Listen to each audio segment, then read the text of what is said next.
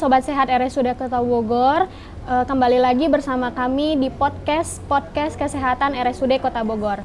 Perkenalkan, saya Putri sebagai moderator pada hari ini. Hari ini kita akan membahas tema mengenai makan dan minumlah saat sahur dan berbuka di bulan suci Ramadan.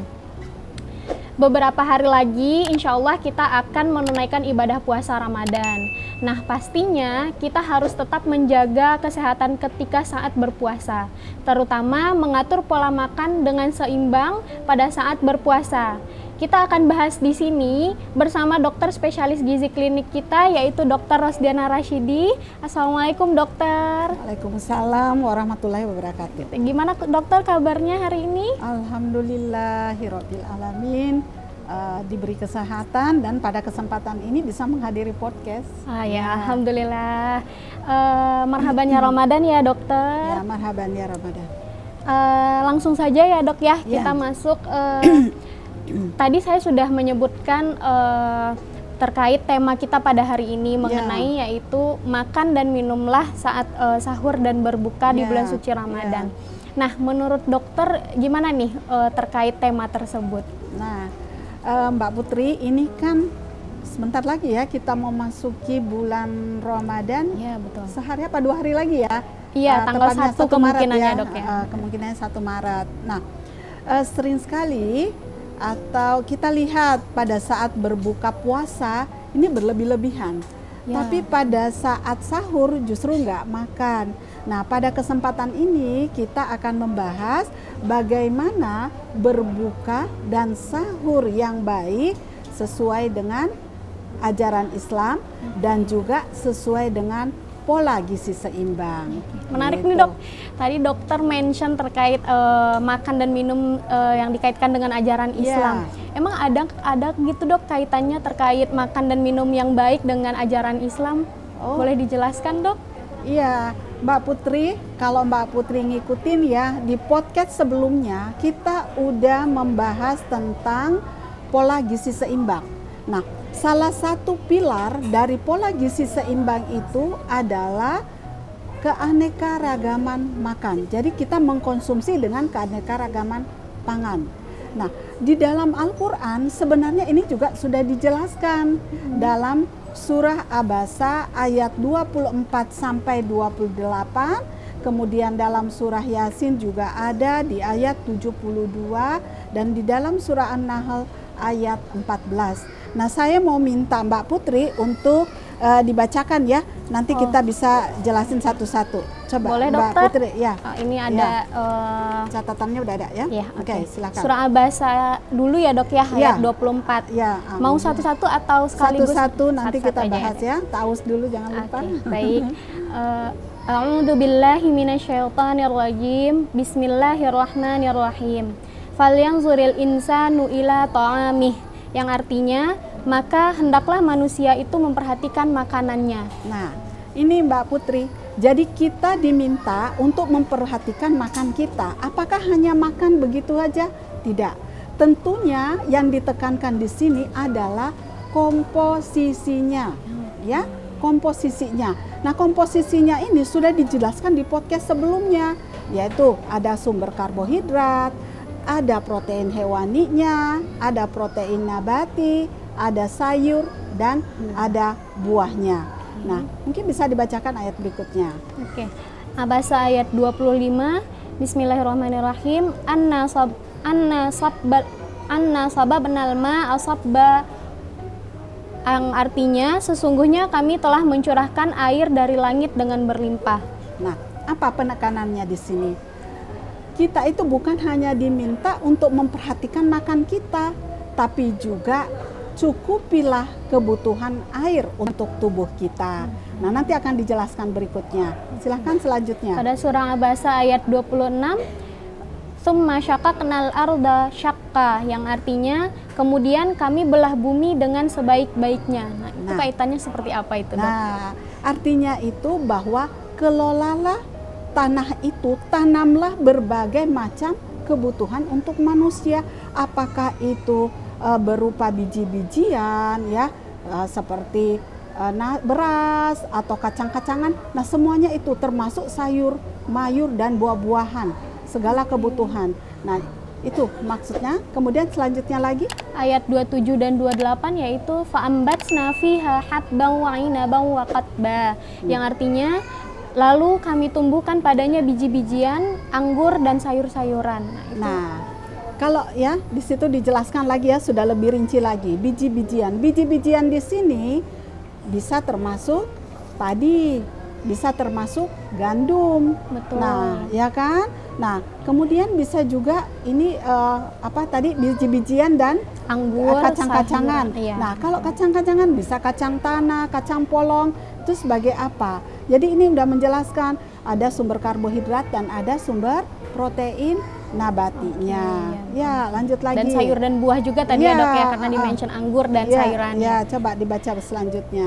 Kalau selanjutnya itu ada di surat Yasin ayat 72 ya, Dok ya. Ya, coba entar untuk buah-buahan di ayat 28 udah dibaca belum? Wa'inaba wa qatba tadi Wa itu, Dok. inaba wa qatba udah Yang dibacakan. anggur dan sayur-sayuran. Oh ya, jadi dijelaskan lebih rinci lagi nih. Ada buah-buahan dan sayur-sayuran sebagai sumber mineral dan vitamin untuk tubuh kita.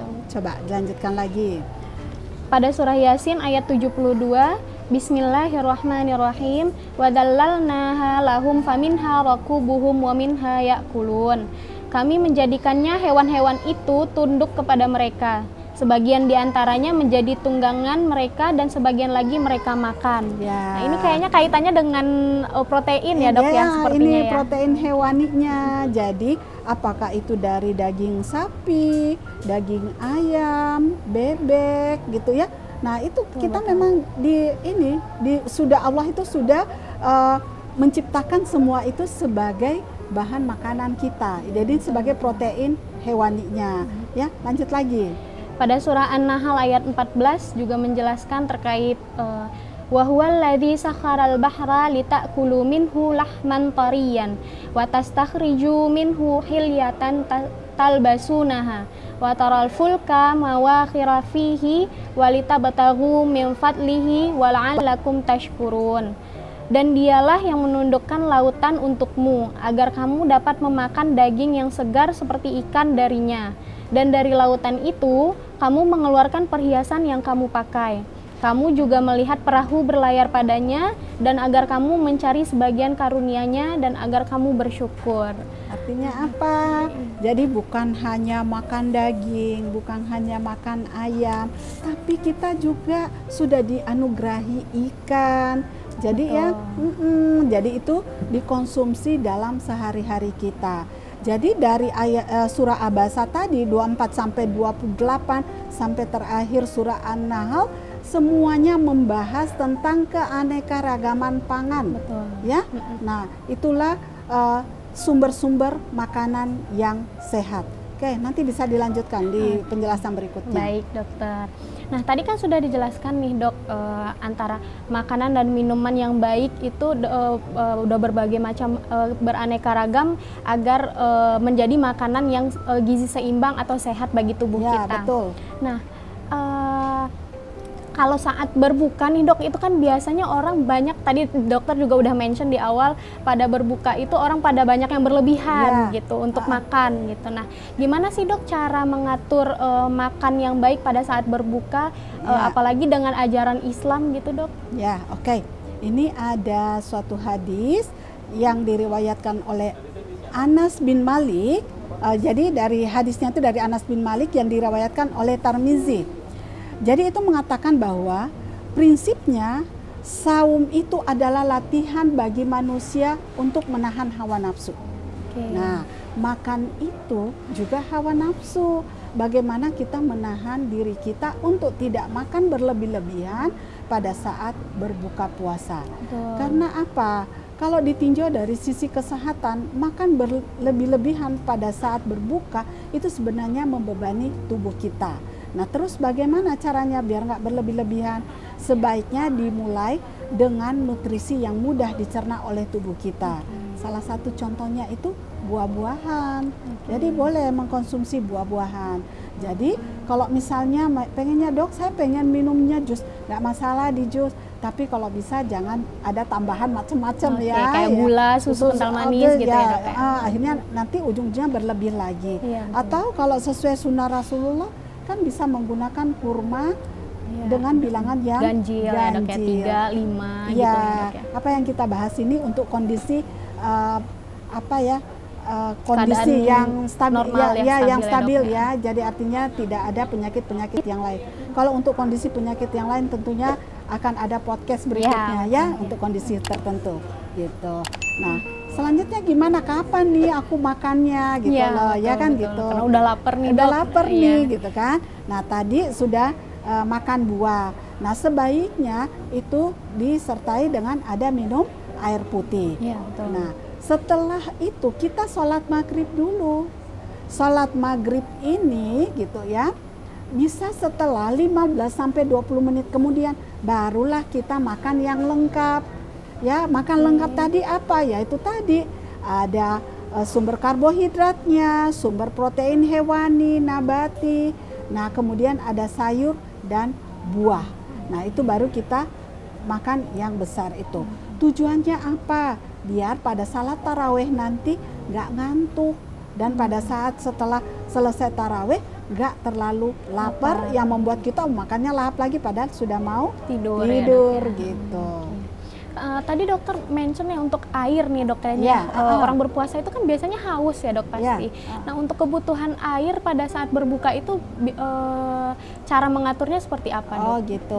Jadi pada saat berbuka puasa itu sebaiknya paling tidak 5-6 gelas. Itu udah kita udah mungkin cukupkan. Di saat berbuka terus setelah makan gitu ya dok ya, dibagi aja gitu. Dibagi sampai 5-6 ya dok ya. Menjelang mau tidur juga mungkin masih bisa Berarti ada 3 tahap lah ya dok gitu ya.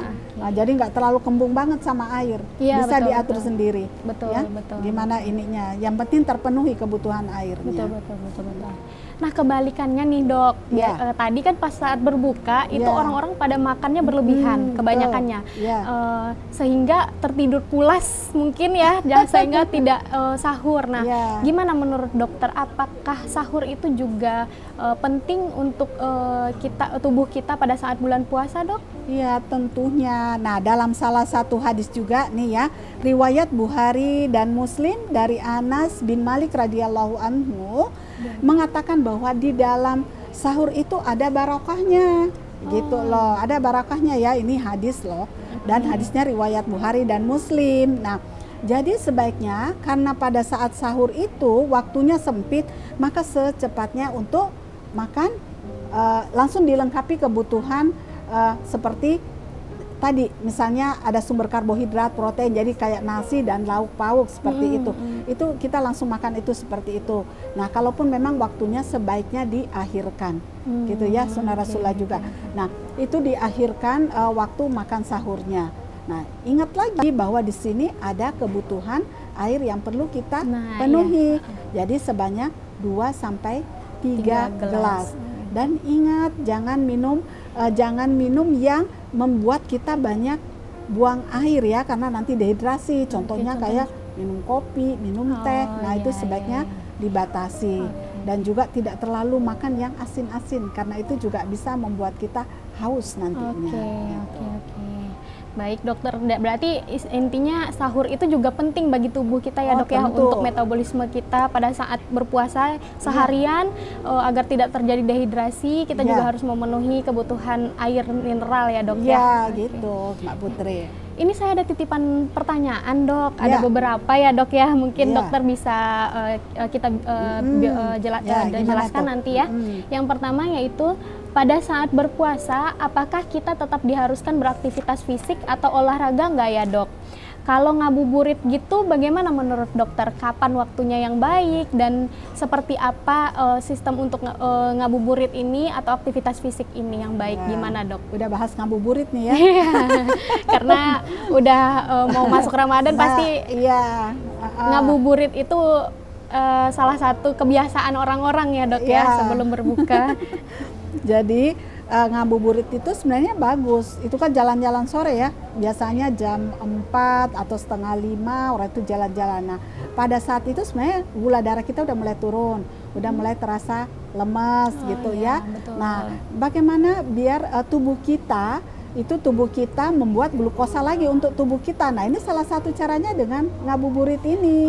Atau mungkin kalau istilah kerennya aerobik low impact gitu loh ya. Nah, di mana lemak-lemak itu dipecah, terus salah satu pecahannya itu adalah gliserol. Gliserol inilah yang akan dirubah oleh tubuh kita menjadi glukosa sehingga tubuh kita itu seger lagi. Apalagi kalau ngabuburit sesudah mandi sore, tambah segar lagi Mbak, untuk bisa menjalankan salat tarawih dan lain sebagainya ya. Jadi saran dari dokter nih ngabuburitnya jalan kaki gitu ya mungkin dok ya, karena bisa dibilang itu aktivitas fisik juga gitu ya dok ya. Aktivitas fisik itu ya. Betul, gitu. Oke. Nah pertanyaan kedua nih dok, berpuasa di bulan Ramadan bisa nggak ya dok terjadi penurunan berat badan? Oh bisa banget Mbak Putri, terjadi penurunan berat badan ya. Jadi ini dari hasil suatu penelitian yang mengatakan itu biasanya pada minggu pertama itu masih bisa turun loh 1,5 kilo ya, tapi saya tidak katakan semua pasti turun gitu ya. Kemudian di minggu kedua dia bisa turun 1 kilo dan di minggu ketiga dia bisa turun itu sekitar 0,5 kilo. Namun pada minggu keempat biasanya nggak turun lagi. Kenapa? Karena metabolisme tubuh kita itu sudah mulai turun dan tubuh kita juga sudah mulai beradaptasi gitu ya, bahwa ini kebutuhan energinya memang dikit, akhirnya dia stuck, dia tidak turun lagi gitu. Mungkin di awal-awal menyesuaikan dulu ya dok ya, sehingga nanti pas di akhir Ramadan itu sudah mulai stabil gitu ya. Gitu. Ada nggak sih dok dampak bagi tubuh kita kalau berpuasa itu? Banyak sekali Mbak Putri dampaknya ya. Ini ya dari saya pernah mendapatkan materi yang dibawakan oleh guru saya, katanya itu penelitiannya mengatakan bahwa dengan berpuasa itu bisa memperbaiki tekanan darah. Jadi orang yang biasa tinggi itu bisa ada perbaikan, dan juga ada perbaikan pada profil lipid.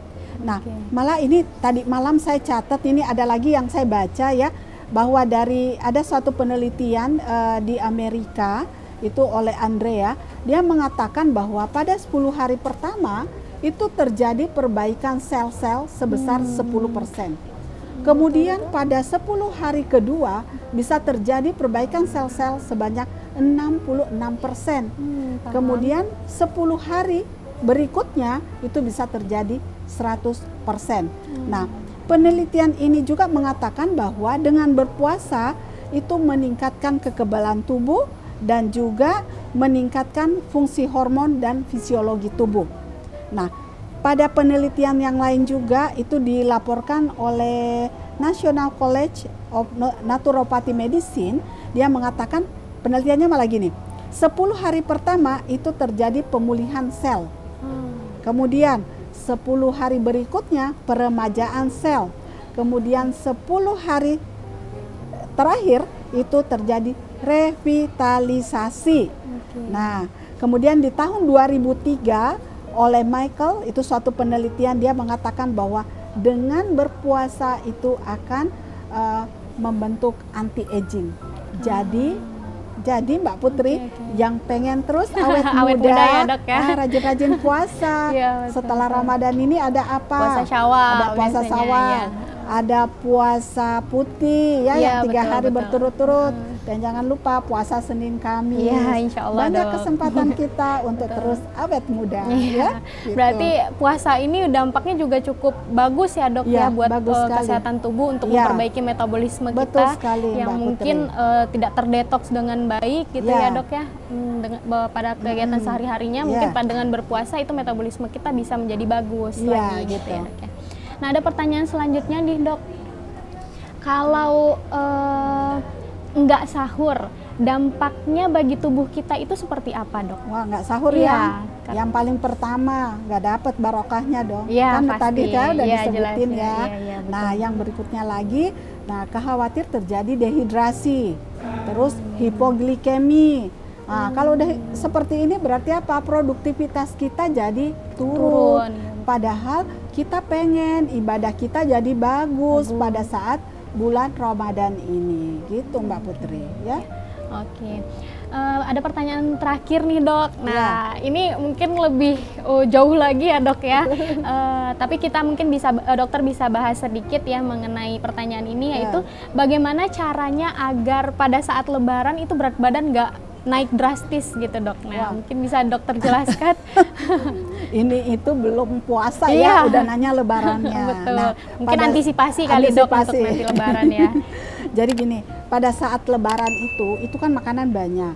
Frekuensi makan kita meningkat, apakah dengan kedatangan tamu atau kita malah yang bertamu gitu ya. Betul. Nah, sementara kita tadi sudah disampaikan di minggu keempat itu metabolisme tubuh kita sudah mulai melambat gitu ya.